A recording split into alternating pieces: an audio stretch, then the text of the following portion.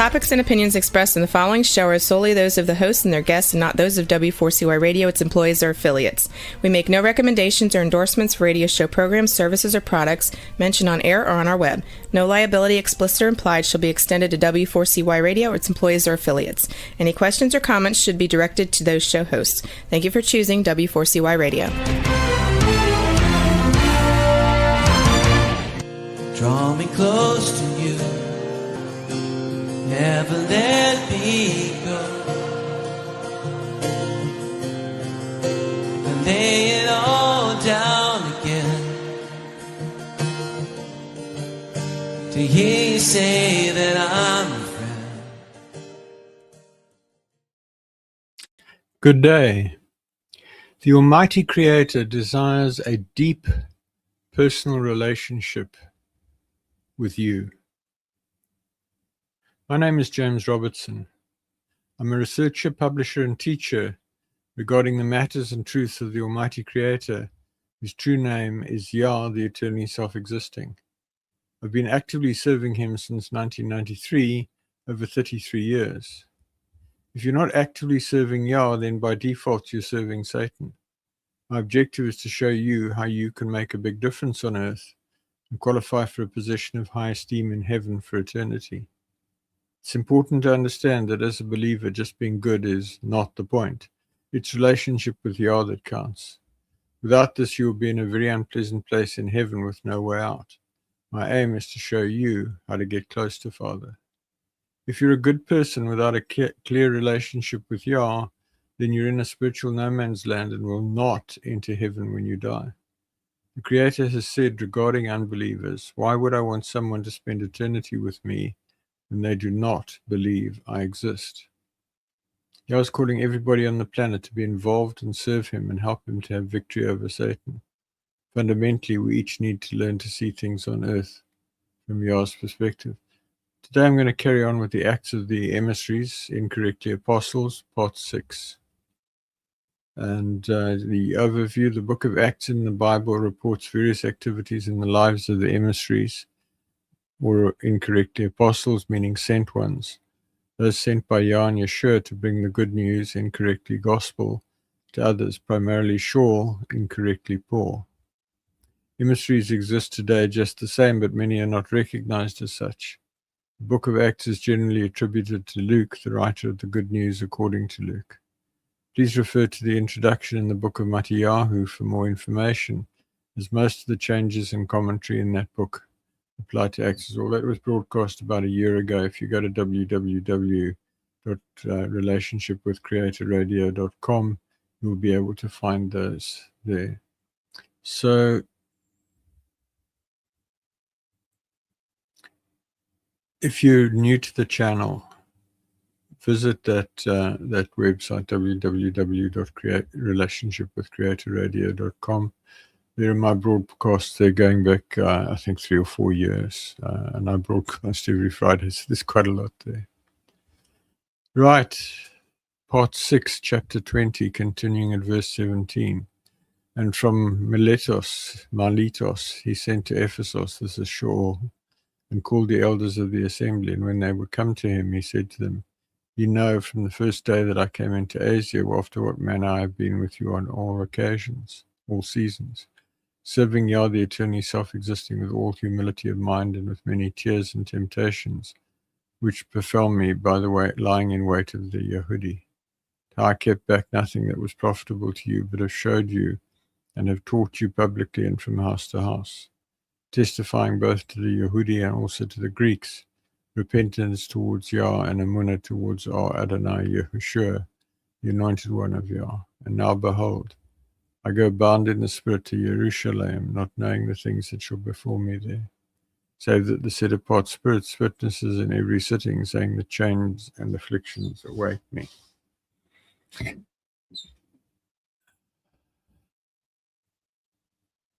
This passage is very challenging. On the one hand, we have Shaul claiming that he's bound by the Spirit to go. And on the other hand, he's claiming the Spirit is repeatedly warning him through third-party spokespeople, men and women, prophets, prophetesses. how do you reconcile that? You're saying go so that they can chain you up. We are saying no, don't go, because if you go, you're going to get chained up. And if you look at Shaul's ministry in Greece and Macedonia and so forth, he was all over the place all the time. And we'll see in a little bit later how he gets taken prisoner. So it opens the door for him to preach to senior people, but it also severely limits his ability to minister. I'm not sure, but I think that maybe he missed it there, and I think he got judged accordingly. But we'll talk about that a bit more. Verse 24. But none of these things move me, neither count I my life dear to myself, so that I might finish my course with joy and the ministry which I've received of Adonai Yahooshua to testify the good news of the chain of Yah. So Adonai, just to remind you, is traditionally translated the Lord's lowercase. But there's so much confusion about the Lord and the Lord. Lord uppercase being Yah, Lord lowercase being Yeshua, two different people. And the chen is the favor, it's basically favor on steroids. It's much more powerful than favor. 25. And now behold, I know that you all among whom I've gone preaching the kingdom of Yah shall see my face no more. Wherefore I take you to record this day that I'm pure from the blood of all men, for I have not shunned to declare to you all the counsel of Yah. Take heed therefore to yourselves and to all the flock over which the set apart Spirit has made you overseers, to shepherd the assembly of Yahooshua, which he has purchased with his own blood. For I know this, that after my departing shall grievous wolves enter in among you, not sparing the flock. And also of your own selves shall men arise, speaking perverse things, to draw away followers after them. Therefore watch and remember that by the space of 3 years I ceased not to warn everyone night and day with tears. So it's impressive in a sense that he's willing to lay down his life, but as I said, I just wonder if he needed to do what he did. Verse 32, and now, brethren, I commend you to Yah and to the word of his chen, which is able to build you up and give you an inheritance among all of them which are sanctified. I remind you that there was no Bible in those days, no New Testament. The word that he's talking about is the words that's coming out of the mouths of people by the Spirit of Yah. 33, I've coveted no man's silver or gold or apparel. Yea, you yourselves know that these hands have ministered to my necessities and to them that were with me. I've showed you all things, how that so laboring you ought to support the weak and to remember the words of Adonai Yeshua, how he said it is more blessed to give than to receive. And when he had thus spoken, he kneeled down and prayed with them all. And they all wept sore and fell on Shaul's neck and kissed him, sorrowing most of all for the words which he spake, that they should see his face no more. And they accompanied him to the ship. Notice here that in all this time, Shaul didn't take up tithes and offerings. He didn't ask for money. He worked in his business as a tent maker to earn the money to support himself. And it's very much on that model that I work. I work very hard to support myself. I don't, a few people do tithe to me, and I'm very blessed for that. But I don't go around trying to get people to give. Chapter 21, and it came to pass that after we were gotten from them and had launched, we came with a straight course to Kos, and the day following to Rhodes, and from thence to Patara. And finding a ship sailing over to Phoenicia, we went abroad and set forth. And when we had sighted Cyprus, we left it on the left hand, and sailed into Syria, and landed at Saul, for there the ship was to unload her cargo. And finding followers, we tarried there 7 days, who said to Shaul through the Spirit that he should not go up to Jerusalem. Folks, that verse is so important in terms of everything that we're going to look at in the remaining section of the book of Acts, and to other things through Shaul. So Father is saying, don't go, don't go, don't go. They're going to beat you up and lock you up, and it's going to compromise your ministry. And Shaul's saying, no, I've made up my mind. I'm going to Jerusalem, and if they do that to me, well, I'm doing that for the glory of God. Forgive the wrong words, for the glory of Yah. Hear where I'm coming from. I hold that if you are free of sin, no harm will come to you. The messengers of Yah are encamped around you to protect you. No weapon formed against you shall prosper, except if you have sin. And I know this is going to be really offensive to a whole lot of people who've got Shaul on a pedestal, Paul. But I think that he had some serious sin, that he kept getting beaten up. And here he's disobeying Yah. Yah says, don't go to Jerusalem. And he says, no, you know what, Yah? I know better than you. I'm going to Jerusalem. I understand that may offend you, but think about it, pray about it. Verse 5, and when we had accomplished those days, we departed and went our way. And they all brought us on our way with wives and children till we were out of the city, and we kneeled down on the shore and prayed. When we had taken our leave one of another, we took ship, and they returned home again. Verse 7, when we had finished our course from Saul, we came to Ptolemais and greeted the brethren. We stayed with them one day. And the next day that we were of Shaul's company departed and came to Caesarea, and we entered into the house of Philip the evangelist, which was one of the 7, and abode with him. Remember the 7 who were called to relieve the original 12 emissaries. And the same man had 4 daughters, Bethuelahs, virgins, which did prophesy.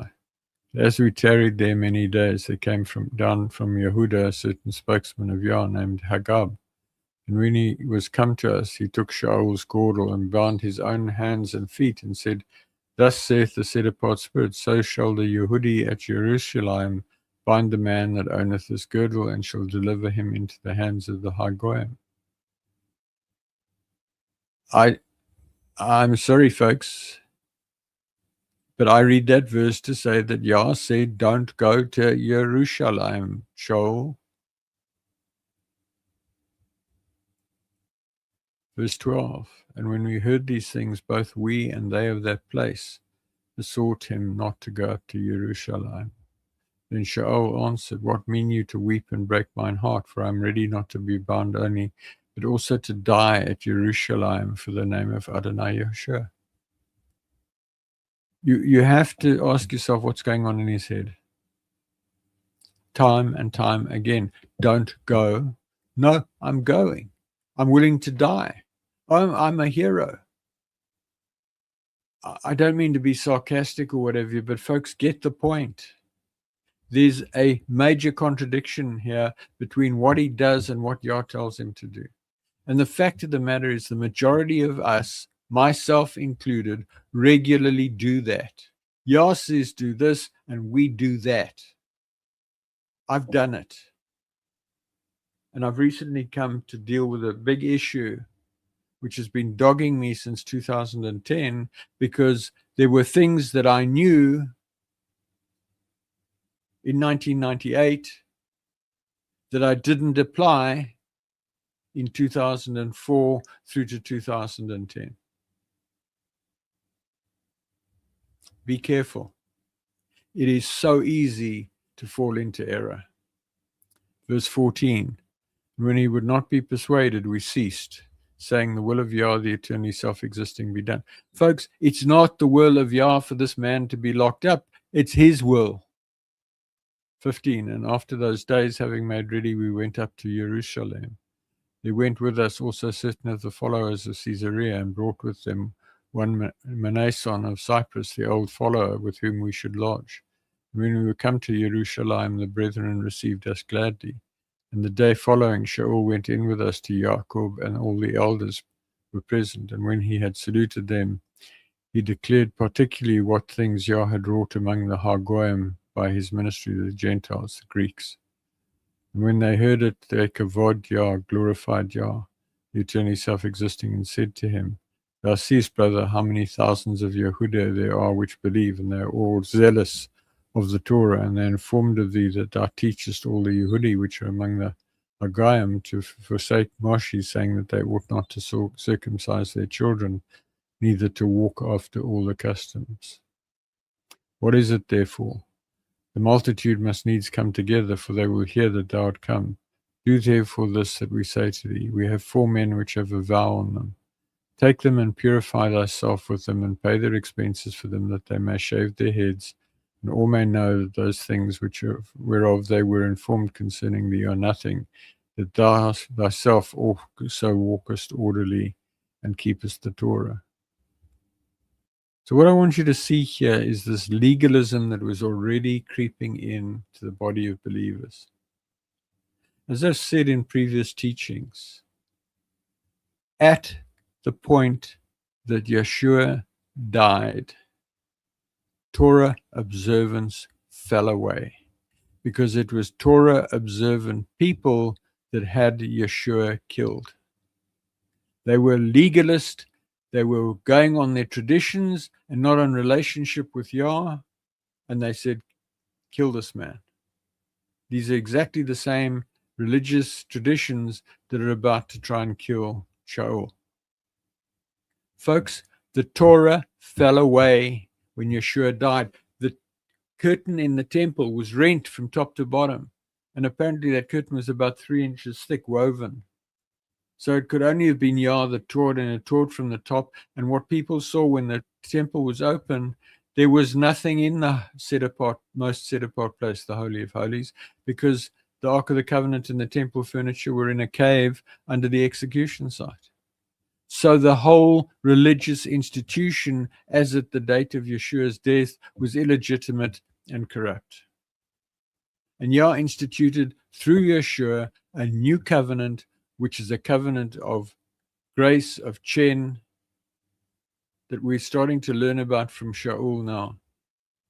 But Shaul falls into this trap of this religious stuff. Verse 25, as touching the Hagoyim which believe, we have written and concluded that they observe no such thing, save only that they keep themselves from things offered to idols, from blood, from strangled and from fornication.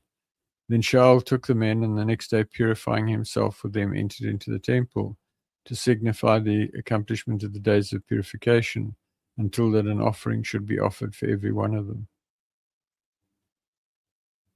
Notice, folks, we've got one standard for the Gentiles, and we've got another standard for the Jews. That's not from Yah. And when the 7 days were almost ended, the Yehudi which were of Asia, when they saw him in the temple, stirred up all the people and laid hands on him, crying out, Men of Israel, help! This is the man that teaches all men everywhere against the people and the Torah in this place, and further brought the Greeks also into the temple, and has polluted this set-apart place. For they had seen before with him in the city Trophimus the Ephesian, whom they supposed that Shaul had brought into the temple. And all the city had moved, and the people ran together, and they took Shaul and drew him out of the temple, and forthwith the doors were shut. And as they went about to kill him, tidings came to the commander of the soldiers that all Jerusalem was in an uproar, who immediately took soldiers and captains, in the King James, those are centurions, and ran down to them. And when they saw the commander and the soldiers, they left beating of Shaul. Then the commander came near and took him and commanded him to be bound with 2 chains. There we go, as Yah foretold, and demanded who he was and what he had done. And some cried one thing, some another among the multitude. When he could not know the certainty for the tumult, he commanded him to be carried into the barracks. And when he came upon the stairs, so it was that he was borne of the soldiers for the violence of the people. For the multitude of the people followed after, crying, Away with him! And as Shaul was to be led into the barracks, he said to the commander, "May I speak to thee?" He said, "Canst thou speak Greek? Art thou not that Mitzrayim Egyptian, which before these days madest an uproar and ledest out into the wilderness 4,000 men that were murderers?" But Shaul said, "I'm a man of which am a Yehudi of Tarsus, a city in Cilicia, a citizen of no mean city, and I beseech thee, suffer me to speak to the people." And when he had given him license, Shaul stood on the chairs and beckoned with the hand to the people. And when there was made a great silence, he spake to them in the Hebrew tongue. Chapter 22. Men, brethren, and fathers, hear you my defense, which I make now to you. And when they heard that he spake in the Hebrew tongue to them, they kept the more silence, and he saith, I am verily a man which am a Yehudi, born in Tarsus, a city in Cilicia, yet brought up in the city at the feet of Gamaliel, and taught according to the perfect manner of the Torah of the fathers. And I was zealous towards Yah, as you all are this day. And I persecuted this way to the death, binding and delivering into prisons both men and women. And also the high priest doth bear me witness, and all the estate of the elders, from whom also I received letters to the brethren, and went to Damascus, to bring them which were bound to Jerusalem for to be punished. And it came to pass that as I made my journey and was come nigh to Damascus about noon, suddenly there shone from heaven a great light around about me, and I fell to the ground, and I heard a voice saying to me, Shaul, Shaul, why persecutest thou me? And I answered, Who art thou, Adonai? And he said to me, I'm Yahooshua of Nazareth, whom thou persecutest. So a massive, dramatic experience, which we've read about before, we've spoken about before. And my point, again, is when, and speaking as one who's had an experience not as dramatic as that, but significantly dramatic when Yah spoke to me audibly, it stays with you. You're a different person after that happens. So pray for Father to connect with you in that way. It's possible. Verse 9. And they that were with me saw indeed the light, and were afraid, but they heard not the voice of him that spake to me. And I said, What shall I do, Adonai? And Adonai said to me, Arise and go into Damascus, and there it shall be told thee of all things which are appointed for thee to do. And when I could not see for the kavod, the glory of that light, being led by the hand of them that were with me, I came into Damascus, and when Hananiah, a devout man according to the law, having a good report of all the Yehudi which dwelt there, came to me and stood and said to me, Brother Shaul, receive thy sight. In the same hour I looked up upon him. And he said, The mighty one of our fathers has chosen thee, that thou shouldst know his will and see that just one, and shouldst hear the voice of his mouth. But now thou shalt be his witness to all men of what thou hast seen and heard. And now why tarriest thou? Arise and be immersed, and wash away thy sins, calling on the name of Yah, the eternally self-existing. And it came to pass that when I was come again to Jerusalem, even while I prayed in the temple, I was in a trance. And I saw him saying to me, Make haste and get thee quickly out of Jerusalem. They will not receive thy testimony concerning me. And I said, Adonai, they know that I am imprisoned and beat in every synagogue them that believed in thee. And when the blood of thy martyr Stephanus was shed, I also was standing by there and consenting to his death, and kept the raiment of them that slew him. And he said to me, Depart. He's quite argumentative, actually, this chap. Depart, for I will send thee far hence to the Hagoyim. And they gave him audience to this word, and then lifted up their voices and said, Away with such a fellow from the earth, for it is not fit that he should live.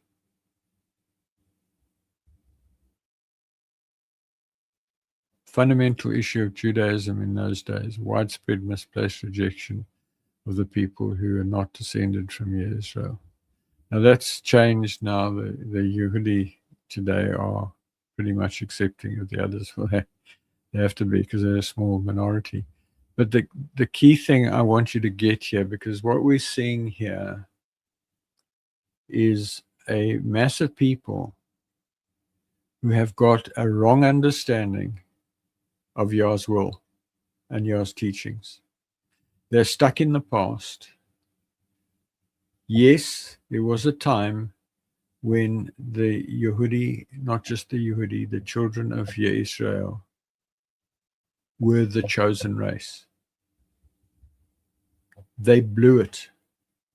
Their anointed one, their Messiah, came and they killed him. And Yah said, you know what? These folk haven't got it. I'm going to open the doors to all the world.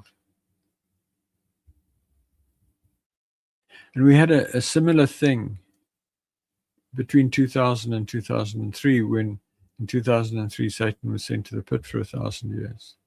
And Yah said through me at the beginning of 2000 that he was withdrawing grace for all the sins and errors of the Christian church.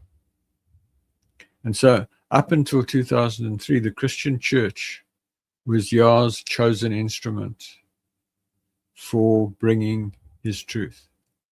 And then he said, you know what, you guys have missed it. Nobody was prepared to do the hard work to prepare to send Satan to the pit. He called and he called and he called and he called. I was sent to, I don't know, between 5 and 10 different people, and they all blew it. And then he called me and I did it.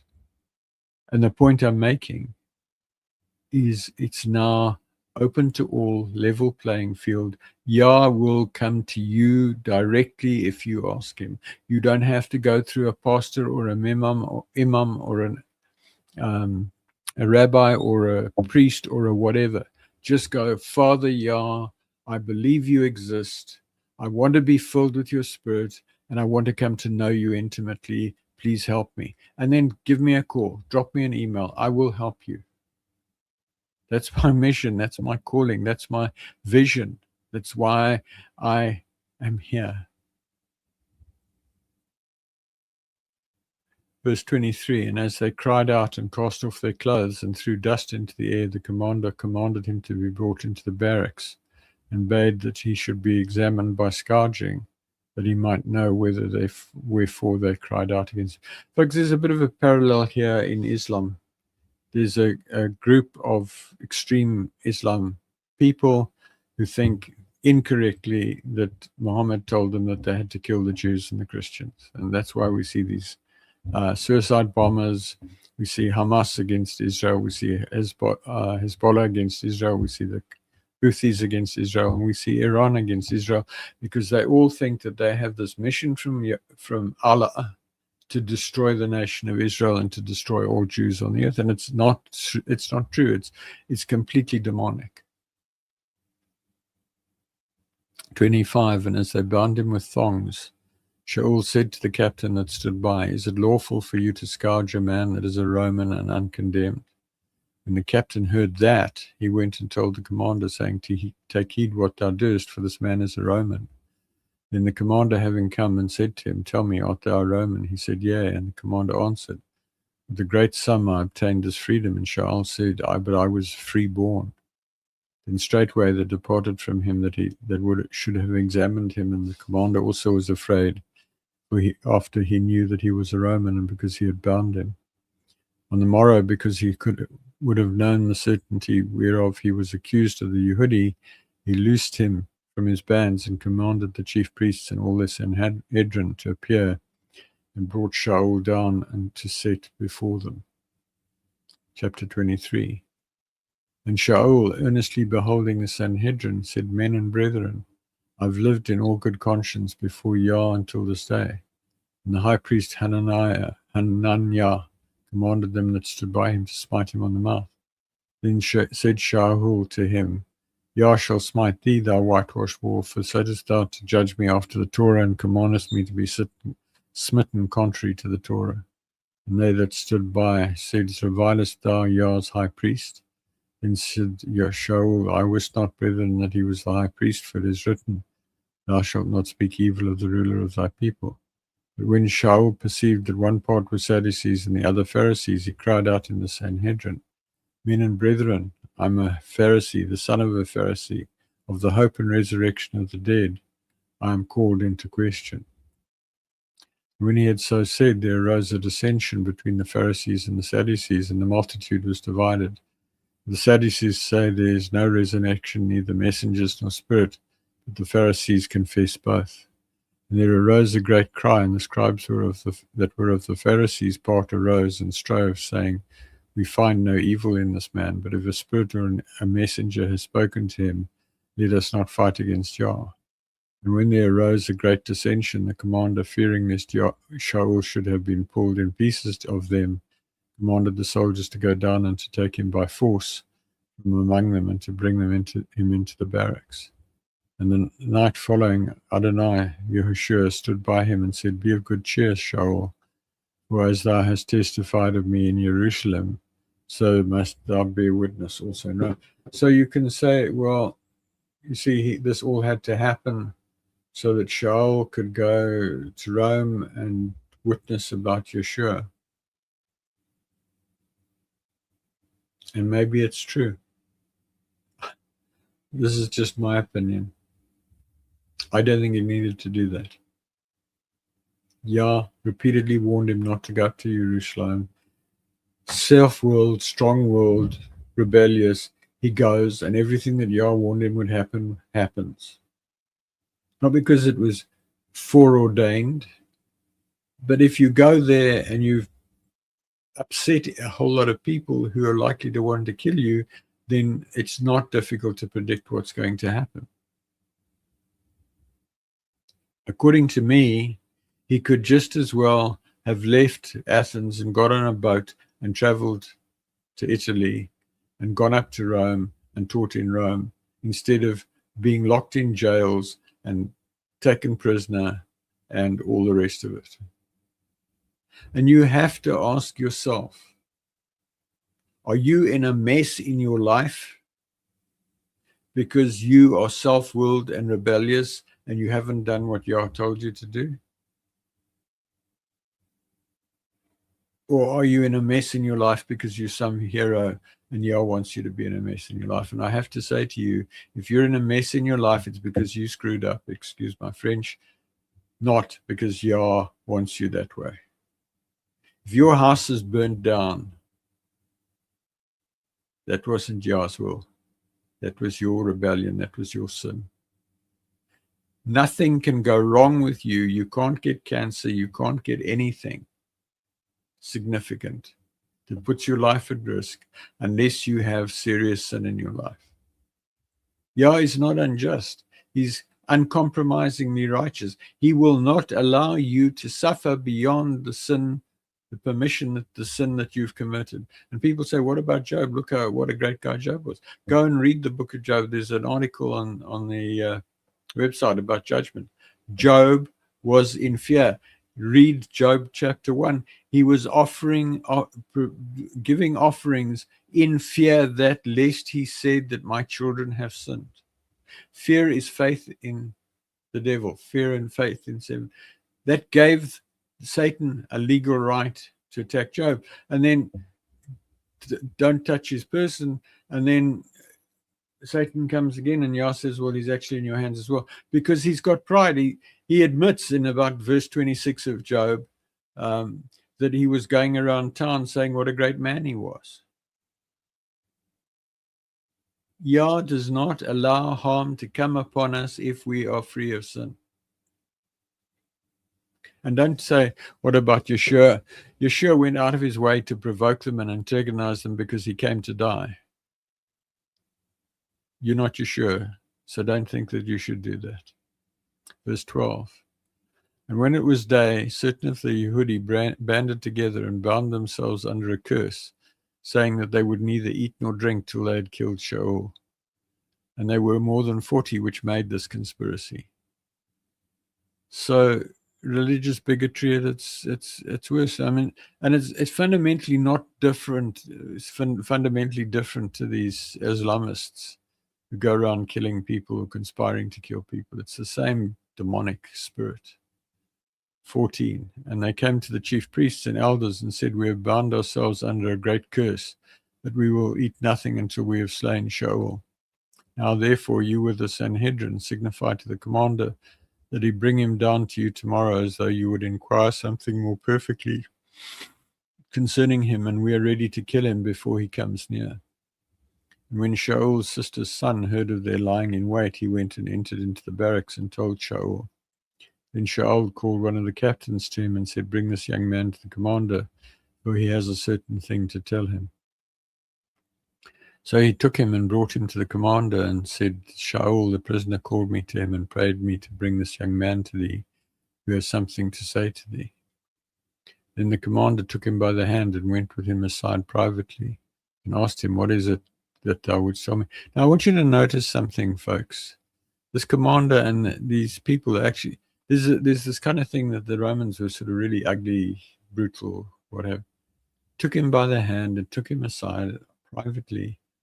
Little boy, what is it? I mean, we're talking here, I don't know, maybe a 10-year-old. And he said, "The Yehudi have agreed to desire thee that thou wouldst bring down Shaul tomorrow into the Sanhedrin, as though they would inquire somewhat of him more perfectly. But do not thou yield to him, for they lie in wait for him of their more than 40 men, which have bound themselves with an oath that they will neither eat nor drink till they have killed him. And now they are ready, looking for a promise from thee." So the commander then let the young man depart and charged him, "See thou, tell no man that thou hast showed these things to me." And he called to him 2 captains, saying, "Make ready 200 soldiers to go to Caesarea, and horsemen 70, and spearmen 200 at the 3rd hour of the night. And provide them beasts, that they may set Shaul on and bring him safe to Felix the governor." So here there's a tendency of believers to think really ugly things of unbelievers, and the majority of unbelievers are actually nice, good people, compassionate. Sometimes I think they're more than the believers, to be honest. They just have made a mistake. They've been lied to. They don't believe Yah exists. Doesn't mean that you have to be ugly towards them. 25, and he wrote a letter after this manner. "Claudius Lysias, to the most excellent governor Felix, sendeth greeting. This man was taken of the Yehudah and should have been killed of them. Then came I with a body of soldiers and rescued him, having understood that he was a Roman." A little bit of a stretch of the truth there. "And when I would have known the cause wherefore they accused him, I brought him forth to their Sanhedrin, whom I perceived to be accused of questions of their Torah or their law, but have nothing laid to his charge worthy of death or of bonds. And when it is told me how that the Yehudi laid in wait for the man, I sent straightway to thee, and gave command to his accusers, also say before thee that they had what they had against him.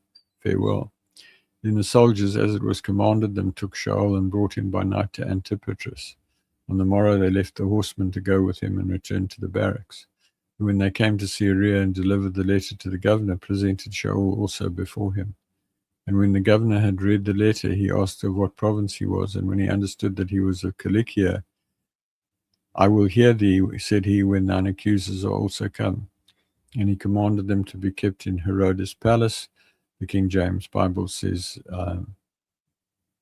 judgment seat. So you can argue, well, here Shaul is getting to share his beliefs with some people in authority. Pray about it. I think he messed up. And I think if you build a whole doctrine about saying you need to be like Shaul, you're on shaky ground. Chapter 24. And after 5 days, Hananiah, the high priest, descended with the elders and with a certain orator named Tertullus, who brought charges to the governor against Shaul. And when he was called forth, Tertullus began to accuse him, saying, "Seeing that by thee we enjoy great quietness, and that very worthy deeds are done to this nation by thy providence, we accept it always in all places, most noble Felix, with all thankfulness." So he's being pretty manipulative here. "Notwithstanding that I be not further tedious to thee, I pray thee that thou wouldst hear us of thy clemency a few words.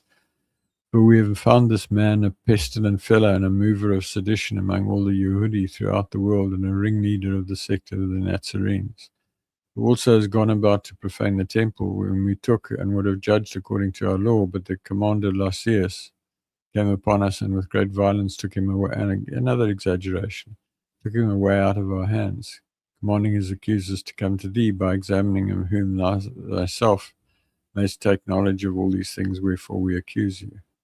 And the Yehudi also assented, saying that these things were so. So there we have it. Shaul is now in the judgment hall. And next week we'll see what he has to say. But I really ask you to take this seriously, folks. I've written an article some years ago. It's on the website. The Power of Living Above Sin. If you understand judgment, the forces of darkness cannot touch you if you have no sin. You need to understand what sin is. It's breaking any one of the 10 commandments, and there are a few other commandments that go with it. But most of them are an elaboration or extension, jurisprudence of the 10 commandments. And that's it. Not all these fancy things of washing your hands and what have you. It's very simple. Keep the 10 commandments. You need to understand Yah, the eternally self-existing, is one mighty one. You shall have no other mighty ones before him. You do not worship Yahooshua or Jesus or whatever. Have no idols. Don't worship the Bible. Do not take the name of Yah, the eternally self-existing, in vain. Don't call him God or the Lord or Yahooshua, Jesus, and refuse to use the name Yah, and so forth. And so it goes. Remember the Sabbath day. The Sabbath is Saturday, folks. If you don't keep Saturday as a true Sabbath, you're sinning. Honor your father and mother, that'll go well with you, and so on. I'm out of time. I will continue with this next Friday. So I'd like to ask you, what is the state of your relationship with the Almighty Creator? I'd like to ask you to critically examine where you are relative to him today. Do you talk to him constantly throughout the day and allow him to lead you in every possible way? Do you worship him at every opportunity? Have you clearly and unambiguously heard him call you friend? If not, you're failing in your life purpose, and you'll be bitterly disappointed when you die. If you now come to belief, please pray along the following lines. Father Yah, I come to you in the name of Yahooshua, and I believe that you exist. I confess my sin of unbelief, and I repent of my unbelief, and I ask you to forgive my sin. I now commit my life to you, and I ask you to take me by the hand and lead me into deep relationship with you. I ask you to fill me with your spirit and to change me and help me to become the person you want me to become. I ask you to help me find people who can help me, and help me find books, websites, articles, and other resources that will help me. I ask you to show me what I can do to actively serve you and lead others to deep personal relationship with you. I thank you for saving me. There's a period of 8 days from sincerely coming to belief for the first time, during which there's extreme grace to help you. See the article, Critical Actions on First Belief, for actions you should take immediately. Drop me an email on james@endtimeissueministries.org so I can help you, pray with you, pray for you, counsel you, etc. Folks, don't hold back. It gives me great joy and great pleasure to receive emails from people who've heard me on these broadcasts. So don't think that I'm too busy or whatever. I'm not. I will respond to your email typically within 24 hours, maybe a little bit longer sometimes. But I love to hear from you, so please don't hold back. In closing, thank you for listening. Please send me your questions to james@endtimeissueministries.org. Please email me to join the mailing list at james@endtimeissueministries.org. If you decide to draw close to the Almighty, please let me know, and I will connect with you by Zoom, Teams, email, LinkedIn, Facebook, WhatsApp, or telephone so that I can help you with your journey. I hope to connect with you again next week, when I will continue to explore how to become a friend of the Creator. Work with me to make a way for Yahshua to return in victory at the end of the millennium and make his enemies his footstool. Folks, if you've been walking with me for a while, you're going to drop off now, but hold on for a minute. If you're new, please stick around. I've got something I want to share. But before I do that, fundamentally, the whole reason we exist, the whole reason the universe exists, is because Yah wanted friends. People he could talk to, do things with, be involved in their lives, in their marriages, in their families, in their businesses, in their hobbies, in everything. He wanted to do things with them, talk to them, invent. And virtually nobody does that today. He wants you to be one of those people. Doesn't matter who you are, tall or short, thin or fat, rich or poor, educated or uneducated, African, Asian, Indian, American, European, whatever, Hindu, Buddhist, Christian, Jew, Muslim, Islamist, Satanist, whatever, doesn't matter. He wants you to be his friend. Stop holding back. Go to him and say, Father, James says I can become your friend. I want to become your friend. Help me to get there. And then email me, james@endtimeissueministries.org, and I'll help you. It gives me great pleasure. So that's it for now, folks. For those who are leaving, good night. Have a great weekend and a great week. See you next Friday. For those of you who are new, please hold on for another minute or two. In closing, who am I? James Robertson. I have a doctorate in engineering and I'm a retired military commander. I now work as a management consultant. I have over 33 years' experience of actively seeking to draw close to the Almighty following a dramatic encounter with him on the 12th of March 1993 when he spoke to me audibly in a locked room and I knew for certain that he was real. In learning about Father, I applied my deep-seated aversion to failure, born out of an accident in early childhood, coupled to my engineering and military training of rigor in preventing failure, to my seeking of knowledge about Father. This journey led to numerous supernatural experiences, prayers answered, and clear communication with the Creator. It forms the basis for what I teach in these programs. See the video Why Seek Relationship for an overview of what I believe. Please visit my website at www.endtimeissueministries.org. For evidence of creation, read the page Don't Believe the Creator Exists. You need to watch this at the top of the website. There's a link there to a long video that goes into immense detail proving creation and telling you what to do with that revelation. The ETI version of the Bible with correction of translation errors is on the ETI Bible version page. Recordings of nearly all of the teachings broadcast so far go to www.relationshipwithcreatorradio.com or search on Google for Relationship with Creator Radio. Transcripts are on the transcripts of broadcast page. Books with teachings from 1998 till May 2019 are on the books for printing page. I publish regular email articles. Email me on james@endtimeissueministries.org to be added to the list or to seek counsel or prayer or give me feedback. Visit the website and use the article keyword cloud table of contents, article search and Google search to locate the information you're looking for. Folks, that's it. I'm out of time. I'm going to say good night. Have a great weekend, great week. I look forward to seeing you here next Friday. And have a great day. Cheerio.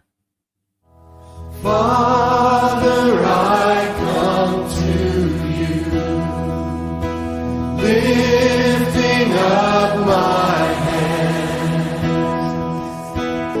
By your grace I stand, just because you love me. I know your favor. Do you really understand the book of Acts of the Emissaries, the Apostles, in the Bible? Please listen to my broadcast on w4cy.com internet radio or talk4tv.com internet TV to learn what it's really saying. My name is Dr. James Robertson. I've been walking closely with the Almighty Creator since 1993. Visit my website at www.endtimeissueministries.org for a lot of information about the matters of the Almighty. For back issues of broadcasts, visit www.relationshipwithcreatorradio.com or email me on james@endtimeissueministries.org to find out more. Folks, that's it. Please listen to the broadcast and contact me. I look forward to hearing from you. Have a great day. Cheerio.